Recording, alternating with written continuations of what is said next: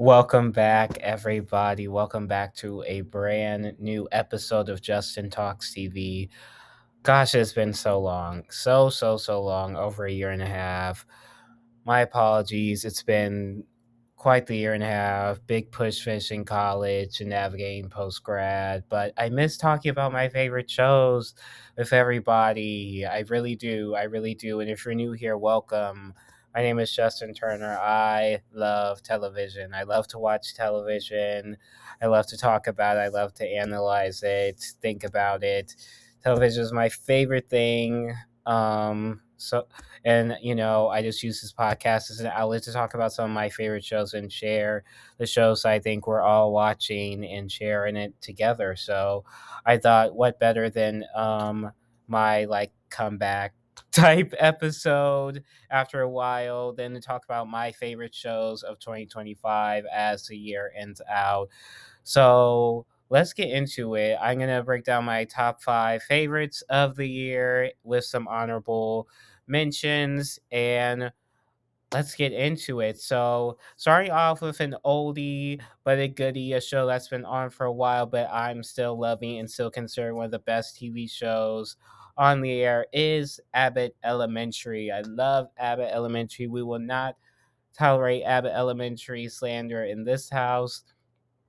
I think it's still one of the best shows on television, 5 seasons in, still funny, still entertaining, still puts a smile on my face every episode. I try to soak it all in every week as much as possible because once it's gone, and we don't have network sitcoms like that anymore. So I think this could truly be the last great network sitcom. So I try to soak it in every week while I still have it. But 2025 has had the back half of season four of Abbott earlier in the year. And I think that was such a strong season for Abbott. You know, it had a big twist with Ava getting fired. I was like, Ava. I was like, Ava's fired, like for real. And I think it showed so much growth from when the show first started, where in the first season, you're like, I want Ava to be fired because she's so bad at her job. But then when she does, you're like devastated because of all the character growth she's had over the 4 seasons. And in season four in particular, she grew a lot emotionally. She was still hilarious as ever. And Ava just grew so much as a person. You saw different sides of Ava you had never seen before. And I think that was really a special treat for viewers to see another side of Ava in season four. I feel like that was her season. I feel like every season kind of has a character that their growth is charted pretty well. Specifically throughout the season, I think that year was Ava's, and it was such a joy to watch. You know, from her not wanting to be the principal at the beginning, and now that she's fired, she still has other means of income, but she still finds herself still wanting to be the principal at Abbott.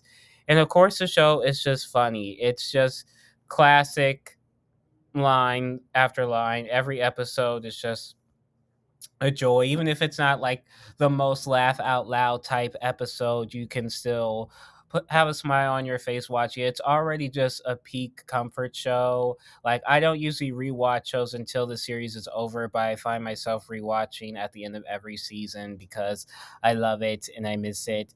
And then even season five, which started back in October, is still topping itself. You know, the Phillies game episode they shot an episode at a live Phillies game. And that is something I've never seen on television or on a sitcom, them shooting at a live sporting event.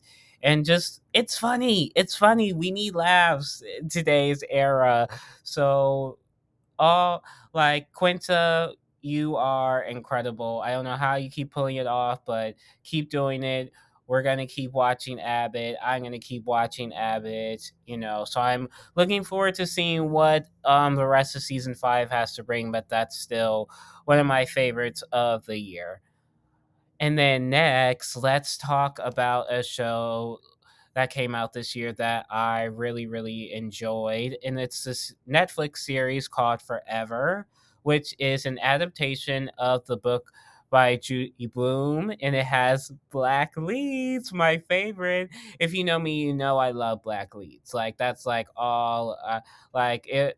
like when I first saw the trailer, I'm just like, wait, is this a teen love story about two black people that's not rooted in trauma and turmoil and everything? I'm just like, yes, yes, I'm so excited. It totally met my expectations. So if you haven't watched the show, it's about two childhood friends who are reunited as teenagers who fall deeply in love, and they experience, the joys and the heartache and the ups and downs of a first romance, and that, changed their lives forever. And this was such an entertaining series, you guys. First of all, to see a male lead like that, young black male lead, and his name was Justin. And I was like, yes, yes. I was like already checking boxes, and he reminded me of myself. He was very shy, he was very gentle, he had, emotional intelligence and everything. He reminded me of myself, and it was something I would have loved to see as a teenager. I'm like 22 now, but like I still love to see those kinds of coming of age shows, and I think it was something that meant a lot to me, and I think the world needed. I think we need to see two black teens, experience the highs and lows of first loves and heartbreak and everything. And Keisha, the female lead, played by Levy Simone, and then the Justice, played by Michael Cooper Jr., who is newer on the scene. Levy Simone's been some other stuff, but this is my first time seeing her. And they had amazing chemistry from the start. Amazing chemistry. They were a great duo. You felt every scene with them, whether it's like a love type scene, where they're, flirting or whatever, or, even when they're upset with each other, they have incredible chemistry that I haven't really seen anything like that. And it does explore, some other parts of teen romance that are a little TV 14 or above. So from the very first episode, so that is something that's a part of the series, and that was part of the book Forever that explored, like, teen sex and, you know virginity and stuff like that. So it does explore those things. So if you're, just as a warning, in case, you want to watch it with your parents or something, it gets a little up there with some of the um TV 14 teen moments. But I think it was a lovely series. I loved it. It was messy in a teen way, and I enjoyed that a lot. I think that's like one of the very, very best shows of the year because it has such strong. I loved it a lot because it had such strong black representation in terms of these two teenagers and the way they were represented. And then also the parents, though, the parents felt like, your parents, like, in a way, or, a black like a representation of black parenthood that's not seen much, especially in modern television. Like Justin's mom, Dawn, who was played by Karen Pittman. If you've seen the morning show, like she's on there, but like she felt like the ultimate portrayal of a modern day black mom, like in every way. And then Justin's parents being like really in love too. We're seeing a lot of positive black love representation that's not seen enough. Black people should get to be able to see being in love and all the ups and downs that go with it. So I think it was truly a treasure to watch that series and enjoy it. And I love a young adult story. I do, especially I like to write young adult black stories. So this was right up my alley. And I think Forever on Netflix is one of the best shows of the year. And I highly recommend you check it out if you haven't already.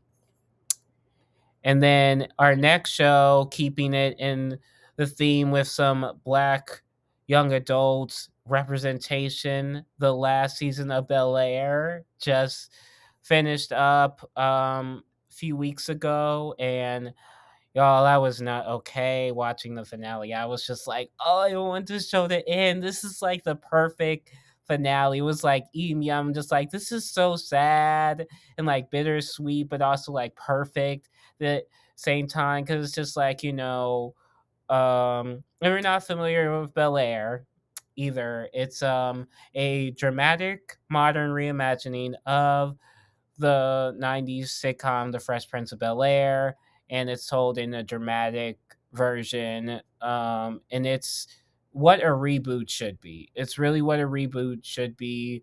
I don't want to get too into like a lot of the details of it because I want to do a whole episode about Bel Air and its final season and its legacy, but I think that was an incredible finale, and that show did a lot for me with some young black representation to, being able to relate to some of the storylines of Carlton or Will, even sometimes. And I think it was just a really another it was dramatic, and not everything was positive in their lives, but it was a show that I think black people really love to see, like a black family show. The family all has each other's backs. There's brotherhood, there's sisterhood. There are a lot of positive elements to it, even within all the drama. So I think this is the kind of show that I want to keep seeing shows like that that represent us in so many different ways that we haven't seen before, exploring all the nuances of being black, especially, them, they live in Bel Air, obviously, and, being like a prominent, wealthy family in a rich neighborhood has its ups and downs for sure, especially when you're growing up in that, especially going to these predominantly white schools. You have a lot of pressure, you have a lot of things you have to adjust to and maneuver around, and that stuff felt relatable to me. So I think the show did a lot for me, and it was really, really entertaining. I thought it was so well written. The all four seasons, I was like, this is written really well, and I obviously don't know them. I was like, I'm proud of this team. They've really put something together and made, something as original and equally like as good as the original show that they were inspired by. And I think that's what a reboot or remake should be. It should be something that stays true to the original, does something new and makes its own mark. And I think if it was my one of my friends and I have discussed this about, if it was on HBO or Max or something, it might be even more popular. But it's streaming on Peacock, and we're thankful to Peacock for picking up the show. It was the first Peacock original to go 4 seasons like this. So we're thankful to Peacock for sure. I think it could have gone longer, actually. I think we could have seen more of the series, to be honest, but of course it's good to wrap up before things get stale. So I really enjoyed Bel Air, and I that's just has become one of my favorite shows of the streaming era in the last 4 years it's been on. So yeah, that's another top show of the year. One of my favorites. Sad to see it go, but glad to have had it. So stream all 4 seasons on Peacock, and I will do a more in-depth episode because I really want to talk more about it. And now let's talk about the biggest comedy show of the year, and that show is none other than The Studio on Apple TV. And the Studio is the Apple TV Plus comedy starring Seth Rogen as this newly appointed studio head of Continental Studios, juggling the creative and corporate world of movie making. And it won 13 Emmys this year. 13. That is a record for a freshman comedy series. And for once, I am on the winning side of this. Usually, the shows that have these kind of moments are the shows that I'm like mad at, don't like, or not rooting for. But this year, I got to win at the Emmys. Those were my Emmys too. Like for real, like those were my Emmys because I was so happy that the studio won and Seth Rogen. Seth Rogen's been around forever. I'm a fan of his work in this comedy, but so excited that that show won 13 Emmys. It was incredible.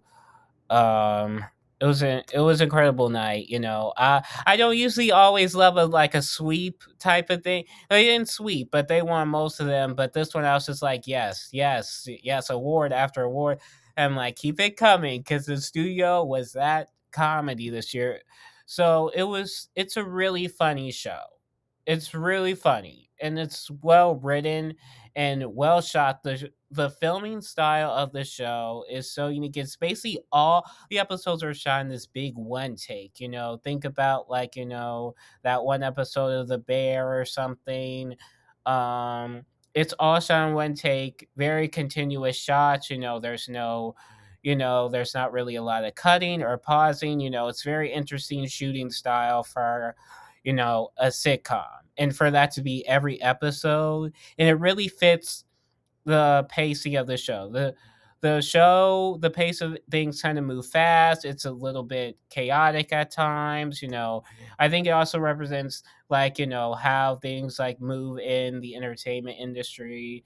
I think entertainment industry people also love this because it's so accurate to the state of movie making today.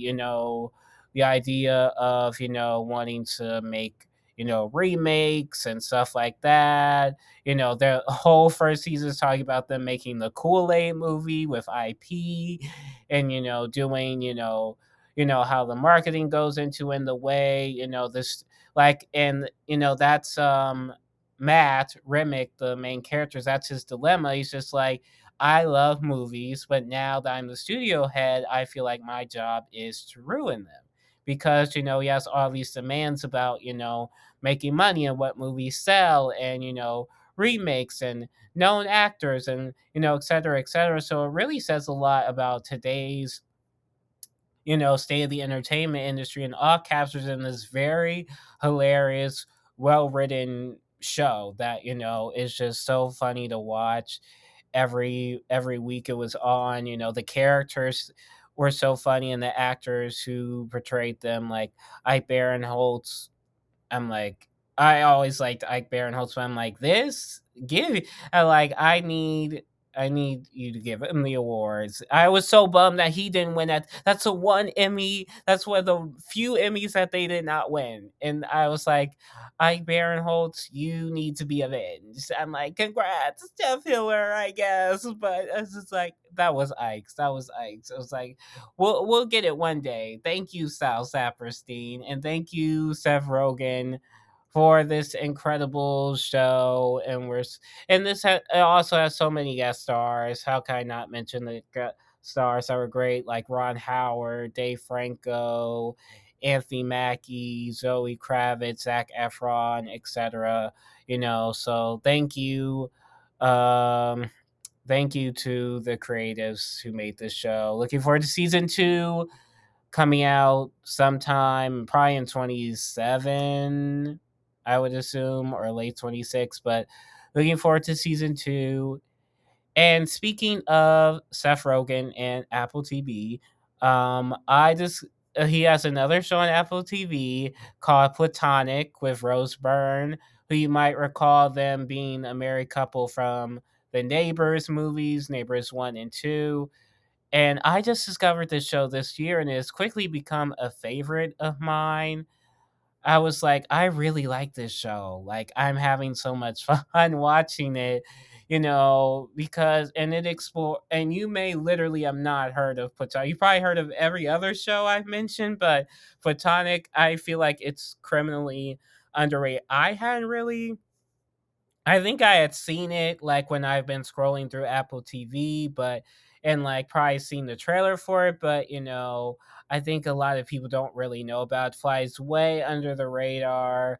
Um in terms of Apple TV shows, I think, there are so many other bigger shows on Apple TV including literally the studio. So, but this show is so funny. It follows Will and Cynthia, these two friends from college who have reconnected after a long rift. Seth Rogen plays Will and Rose Byrne plays Cynthia, and they've reconnected after Will's divorce and have kind of rekindled their chaotic, all-consuming friendship. And they're exploring how does this crazy friendship work in this stage of their life compared to college, because Cynthia is married, and has three kids, and Will is an entrepreneur, and you know so they're at like midlife or like in their 40s, and they're kind of still exploring these childish, consuming things they used to do, like staying out all night and smoking weed and messing stuff up. And I just think it's so funny. It's kind of has the typical Seth Rogen chaotic physical comedy humor, like that I love, where I'm just sometimes it feels so predictable, but I'm still like, this is still funny to me. And I think it's kind of a comfort watch. Like I was binging, so I watched all of season one, and then season two was out at the same time, and then I had to wait for episodes every week. I'm just like, oh, but I want to watch this show. It feels very comfort show to me. Like, so if you like the kind of relationship, type comedy shows, just about, they're not a couple, obviously, it's clearly called platonic, but it's about their relationship mostly. And it's just a blast, especially if you like the Neighbors movies. This is better to me because it's less, the Neighbors movies sometimes were just doing way too much, but this one is very tame to me, so funny. And Rose Byrne and Seth Rogen are a great comedic duo. Like, that's like a top tier comedic duo to me. And if you're just looking for an easy comfort laugh, I think this is something for you. And especially if you like, the studio or other kind of shows about friendship or stuff like that. These guys are messy. They're a mess. And that's the best part about it. So those are my top five. I think those are my top five shows of the year. I'm going to talk about some of my honorable mentions. The Pit. The Pit is another outstanding, Emmy winning show. This one is a drama, which is, literally from the top five, that's kind of different for me. I usually really engage in with comedies or dramedy type shows. But The Pit, I don't watch medical dramas. My mother loves a medical drama, but I don't get into them because I think they're more about, the doctors hooking up in the, supply closet or something, or just something that's like, it's just like, is this really about medicine, or is this about, some doctors, doing too much, or, whatever. But this show it has a lot to say. It's a very unique structure. So it's a 15 episode first season, and the whole first season, each episode takes place in 1 hour of this ER team's 15-hour shift.